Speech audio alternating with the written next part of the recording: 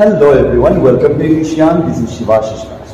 Today I have come up with a video on English vocabularies for IBPS RRB PO mains examination, and this video is also useful for all the other candidates who are preparing for different competitive examinations of banks, LIC and all such kinds. So before we start, make sure that you click the like button, and if you are new to my channel, don't forget to subscribe.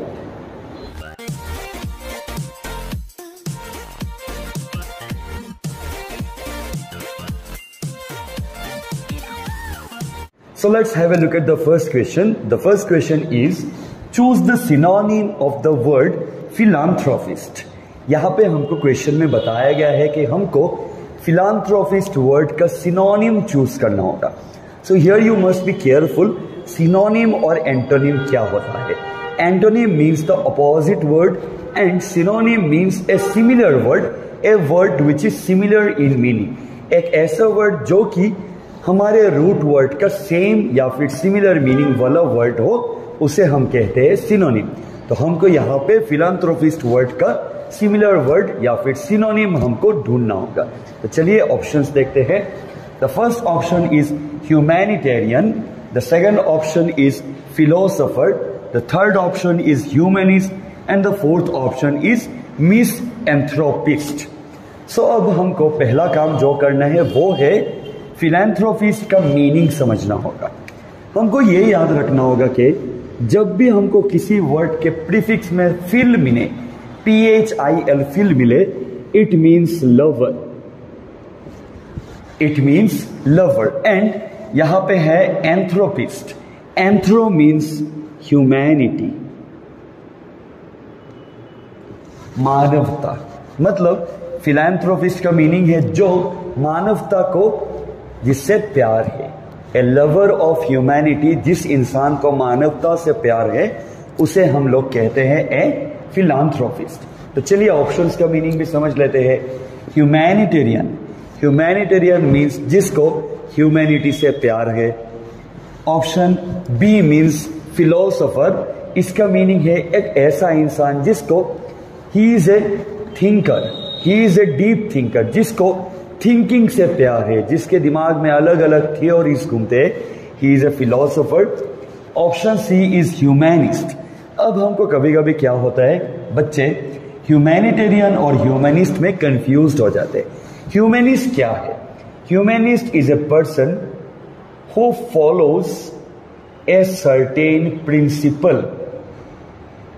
Humanist एक ऐसा इंसान है जो कोई एक principal को follow करता है. कोई भी एक प्रिंसिपल हो, चाहे वो प्रिंसिपल अच्छा हो या फिर बुरा हो, कोई एक नीति, जीवन का एक नीति वो फॉलो करता है. That person is known as a humanist. And option D is misanthropist. यहाँ पे फिर से हम लोगों को एंथ्रो वर्ड मिलेगा. Anthro means humanity and mis. जब भी हमको मिस वर्ड मिलेगा प्रीफिक्स में, हमको समझना होगा इट मीन्स हेट. मतलब जो इंसान ह्यूमैनिटी को हेट करता है उसको हम लोग कहते हैं मिसएंथ्रोपिस्ट. सो आई होप आप सभी को चारों ऑप्शन समझ में आए गए होंगे. एंड ऑप्शन समझने के बाद आपको आंसर भी पता चल गया होगा, बिकॉज फिलांथ्रोपिस्ट का मीनिंग था lover of humanity. So correct answer D भी नहीं है, बी भी नहीं है, सी भी नहीं है. करेक्ट आंसर है humanitarian. A person who loves humanity is nothing but a philanthropist. So हमको याद रखना होगा फिलांथ्रोपिस्ट का सिमिलर या फिर सिनोनिम है ह्यूमैनिटेरियन. यहाँ पे एक और पॉइंट भी हमको याद रखना होगा. अगर आपको क्वेश्चन में पूछा जाता, सिनोनिम ना पूछ के एंटोनिम पूछता, अगर बोलता कि फिलांथ्रोपिस्ट का एंटोनिम बताओ, फिलांथ्रोपिस्ट का ऑपोजिट वर्ड बताओ, तो हमारा आंसर होता मिसएंथ्रोपिस्ट. मतलब जिसको ह्यूमैनिटी से प्यार नहीं है. One who hates humanity is misanthropist. So I hope आप सभी को क्वेश्चन नंबर 1 समझ में आया है. Let's move on to question number 2. So the next question is, choose the synonym of the word evidence. इस क्वेश्चन में भी हमको बोला गया है कि हमको एविडेंस वर्ड का सिनोनिम चूज करना होगा. मतलब एक ऐसा वर्ड जो कि सिमिलर है in the meaning of evidence. So evidence क्या है? हम लोगों ने कभी कभार सुना होगा कि कोर्ट में एविडेंस पेश किया गया है, और या फिर कोई पूछ रहा है कि हाँ तुम पे तो ये इल्जाम लगा है, लेकिन क्या इस इल्जाम को कोई एविडेंस है? सो एविडेंस मीन्स प्रूफ, कोई सबूत। तो चलिए ऑप्शंस देखते हैं। Option number 1 is indicate, option B is refutation, option C is denial and option D is concealment. तो एक एक करके इन चारों ऑप्शंस का मीनिंग भी समझते हैं। इंडिकेट का मतलब क्या है? हमने सुना होगा या फिर हम लोग जानते हैं, गाड़ी में, बाइक में इंडिकेटर होता है। तो इंडिकेटर किस लिए यूज होता है? अगर हम लोग लेफ्ट साइड के इंडिकेटर देते हैं तो इसका मीनिंग है कि हम लोग लेफ्ट, बाएं तरफ हम लोग घूमेंगे। अगर हम लोग राइट का इंडिकेटर देते हैं तो इसका यह मतलब होगा कि हम लोग राइट को जाएंगे। मतलब हम कुछ समझाने के लिए हम कुछ हिंट दे रहे हैं, हम सामने वाले को समझाने के लिए कुछ इशारा कर रहे हैं कि हाँ भाई मुझे लेफ्ट जाना है या फिर राइट जाना है। So that is to indicate, मतलब कुछ हिंट देना या फिर कुछ इशारा देना।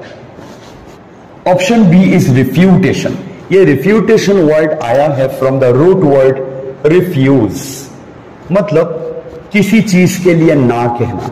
सपोज अगर मैं कहूं कि हाँ क्या तुम ये चीज खाना पसंद करोगे, मैं कहूंगा नहीं, आई रिफ्यूज टू ईट, मतलब मैं पसंद नहीं करूंगा ये चीज खाना, I am saying no to this. So refutation means to say no.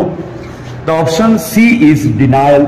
Denial भी सेम ही है, किसी चीज को अगर हम मना कर दे that is to deny. Denial word आया है डिनाई से, मतलब किसी चीज के लिए ना कह देना, मना कर देना। और द फोर्थ वर्ड इज, और the fourth option is concealment.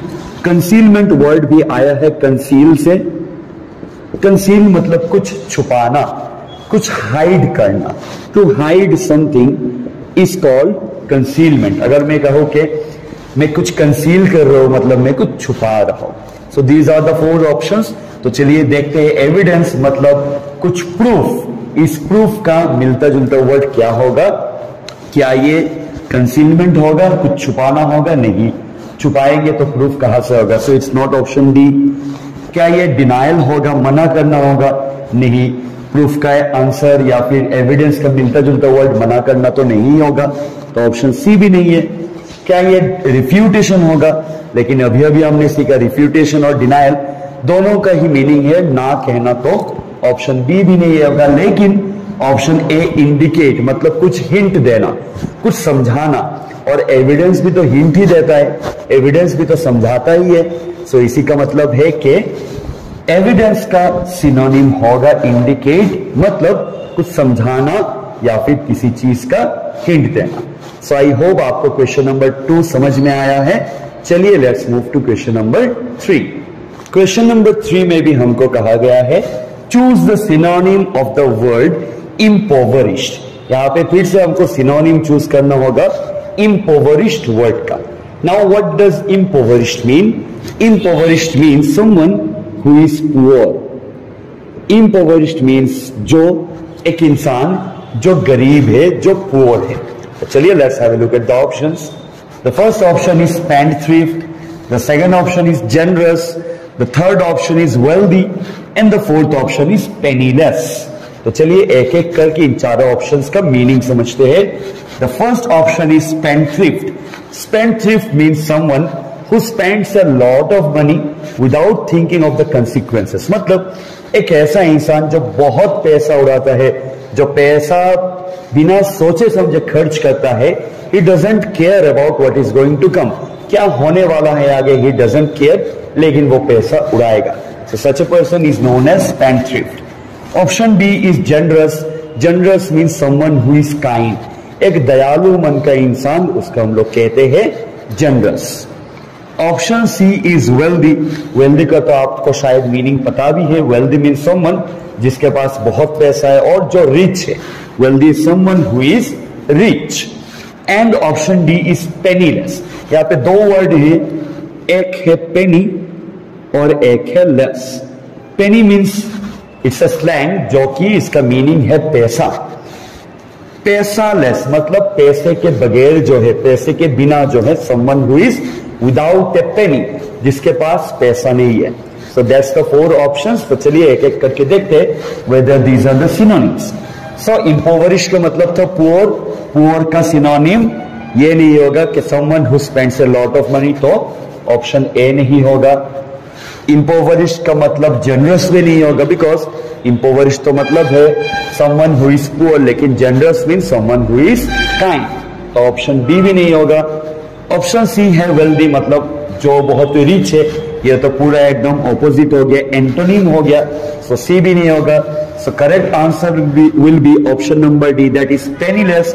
Poor means गरीब, और पेनीलेस भी मीन्स समवन जिसके पास एक भी पैसा नहीं है. So your correct option is option number D, that is penniless. So now let's have a look eight question number 4. Choose the synonym of the word mercurial. यहां पे भी हमको मर्क्यूरियल वर्ड का सिनोनिम चूज करना होगा. तो चलिए पहले समझते हैं what does mercurial mean. Mercurial word आया है मर्क्यूरी से. हमको पता है it's a liquid metal. And mercury क्या है एक्चुअली, हम लोग अगर ऐसा समझे कि हमको पता है कि पहले जो बचपन में हम लोग थर्मोमीटर्स यूज करते थे, जिससे हमारा बॉडी टेम्परेचर हम लोग मेजर करते थे, उसमें जो मर्क्यूरी होता था अंदर में, ये मर्क्यूरी अप एंड डाउन होता रहता था. It use to go up and use to again come down depending on our body temperature. अगर हमारा बॉडी का टेम्परेचर ज़्यादा होता था तो मर्क्यूरी ऊपर जाता था, और अगर कम होता था तो वो नीचे आता था. तो ऐसा अगर हम याद रखें तो mercurial refers to something that keeps on changing, जो चेंज होता रहता है. जैसा कि मर्क्यूरी वो थर्मोमीटर के अंदर जब रहता था तो वो एक बार ऊपर जाता था, एक बार नीचे जाता था, वो चेंज होता रहता था. So something that keeps on changing is known as mercurial. हमको उसको मर्क्यूरियल बोल सकते हैं, दैट कीप्स ऑन चेंजिंग. तो चलिए देखते हैं ऑप्शंस क्या क्या है. The first option is interchangeable, the second one is predictable, third option is permanent, and option D is volatile. तो एक एक करके 1 by 1 हम लोग चारों ऑप्शंस को समझते हैं. First option is interchangeable. इसका मीनिंग है जो आपस में चेंज किया जा सके. मतलब अगर मेरे पास एक पेन है और आपके पास भी एक पेन है, मैं बोल रहा हूँ कि ठीक है चलो मेरे पास ब्लैक इंक का पेन है और तुम्हारे पास ब्लू इंक का पेन है, तो चलो आपस में हम लोग ये चेंज कर लेते हैं. सो दैट इज इंटरचेंजेबल. हम लोग आपस में इसको अदला बदली कर सकते हैं. The second option is predictable. Predictable means जो पहले से ही जिसका अंदाजा हम लगा सकते हैं. अगर मैं बोलूं कि एक बॉलर बॉलिंग कर रहा है क्रिकेट मैच में, और बैट्समैन को पहले से ही पता है कि बॉलर कहाँ पे बॉल डालने वाला है, तो हम लोग बोलते हैं कि that bowler has become predictable. मतलब उसका लाइन और लेंथ बैट्समैन को पता है, वो प्रेडिक्टेबल है, वो गुड लेंथ पे फेंकेगा या फिर ओवर पिच फेंकेगा, बैट्समैन को पता चल गया है फील्ड देख के. So that bowler has become predictable. So predictable means something जो पहले से ही हम लोग अंदाजा लगा सकते हैं, जो हम लोग पहले से ही प्रेडिक्ट कर सकते हैं. Option C is permanent. मतलब जो चीज कभी भी चेंज नहीं होता, that is permanent. And option D is volatile. Volatile means जो चेंज होता रहता है, जो एक जगह पे फिक्स नहीं रहता, जो सेम नहीं रहता है, जो चेंज होता रहता है, that thing is known as volatile. तो शायद आप सभी को पता चल गया है कि आंसर क्या है. Yes, the correct answer is volatile, because mercurial हम लोगों ने कहा था कि जो चेंज होता रहता है, और वॉलेटाइल भी वो है जो चेंज होता रहता है. So the correct answer to this question is volatile. So चलिए आज के लास्ट क्वेश्चन को देखते हैं, that is question number 5. Choose the synonym of the word cogent. इस क्वेश्चन में भी हमको सिनोनिम चूज करना होगा कोजेंट वर्ड का. तो चलिए पहले कोजेंट वर्ड का मीनिंग समझते हैं. इस वर्ड का मीनिंग समझने के लिए एक बहुत ही मजेदार एग्जाम्पल हम लोग समझ सकते हैं. लाइक ये जो वर्ड है ये मिलता जुलता है कुछ कुछ वर्ड एजेंट के साथ, है ना. कोजेंट और एजेंट दोनों कभी काफी मिलते जुलते हैं. तो अगर हम सोचे जरा, कभी कभार हमारे पास LIC के एजेंट्स आते हैं, वो आके हम लोगों को बहुत इंप्रेस करने का ट्राई करते हैं, कन्विंस करने का ट्राई करते हैं. They try and convince us, और they try and persuade us to do some policies. वो हम लोगों को कहेंगे कि हाँ ये पॉलिसी कर लो बहुत बेनिफिशियल है, या फिर दूसरा कोई कर लो ये भी बहुत बेनिफिशियल है। दे ट्राई एंड कन्विंस अस। सो इस वर्ड का मीनिंग भी यही है, टू कन्विंस। अगर हमको कोई कुछ इंप्रेस करने का ट्राई करे या फिर कन्विंस करने का ट्राई करे, we can say that it's cogent. So cogent means to convince. तो चलिए let's have a look at the options. The first option is convincing, the second option is weak, the third option is ineffective and the fourth one is pathetic. तो शायद आपको पता ही चल गया है कि कौन सा ऑप्शन होगा करेक्ट, तो फिर भी चलिए इन सब का मीनिंग देख लेते हैं। कन्विंसिंग का मतलब होता है जो बात हमको बहुत ही कन्विंस करेगा, जिस बात से हम लोग इंस्टेंटली एग्री हो जाएंगे, जिस बात से हम लोग राजी हो जाएंगे, वो है convincing. Option B is weak. इसका मतलब तो आप सभी को पता है, स्ट्रॉन्ग का ऑपोजिट वीक, जो बहुत ही कमजोर है। Third one is ineffective. Ineffective भी एक एंटोनिम है इफेक्टिव का। असरदार का ऑपोजिट है बेअसरदार, मतलब जिसका कोई भी असर नहीं है, जिसका कोई भी इफेक्ट नहीं है, that is ineffective. And the fourth one is pathetic. Pathetic actually एक फीलिंग है। I can say that I feel pathetic right now, मतलब किसी को अगर बहुत ज्यादा पेन फील हो, बहुत दर्द फील हो, इट मे बी इंटरनल और एक्सटर्नल, इमोशनल दर्द भी हो सकता है या फिर फिजिकल पेन भी हो सकता है, that person can say that I feel pathetic. So pathetic means pain. So I think अब और भी क्लियर हो गया है। कॉजेंट वर्ड का सिनोनिम होगा convincing, that is both mean the power of having to convince someone. किसी को अगर हम लोग कन्विंस कर ले, किसी को अगर हम लोग इंप्रेस कर ले, that will mean cogent. So I hope आपको क्वेश्चन नंबर 5 भी समझ में आया होगा और बाकी के चारों क्वेश्चंस भी समझ में आए होंगे। Still if you have any doubt, आप आपके क्वेश्चंस कमेंट सेक्शन में भेज सकते हैं and I will reply to each and every question. And for more such videos on different topics of English, stay tuned to English Gyan, keep learning and keep sharing. Thank you.